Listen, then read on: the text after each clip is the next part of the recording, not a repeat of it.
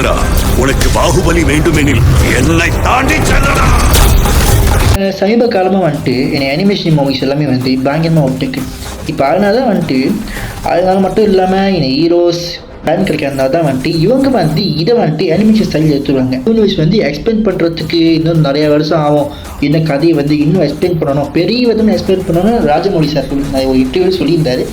Maybe அதுக்கான ஒரு காரணமாக கூட இருக்கலாம். இந்த யூனிவர்ஸை வந்துட்டு ஒரு அனிமேஷன் லெவலுக்கு கொண்டு போவாங்க. படமாக லைவேஷனாக கொடுத்தோமாக்கா ஒரு வார் சீக்வன்ஸாக இருந்தாலும் சரி, எதுவாக இருந்தாலும் சரி, அது கொடுக்குறது ரொம்ப கஷ்டம். ஆனால் வந்துட்டு இது வந்து நம்ம அனிமேஷனில் வந்து ஆர்கேட் அனிமினாலும் சரி, இந்த மாதிரி டிஃப்ரெண்ட்டான கான்செப்ட் வச்சு அனிமே வச்சுருந்தோம்க்கா ஒரு சர்ப்ரைஸாக ஒரு கேரக்டர் கூட்டிட்டு வரதும் சரி, ஒரு சர்ப்ரைஸான எலிமெண்ட்டை கொண்டு வந்தாலும் சரி, அது வந்து இவங்க வந்துட்டு அனிமேஷனில் கொண்டு வந்துடலாம். தவறான கேள்வி இந்திரா. இப்போது யார் உன்னை காப்பார் என்று கேள்.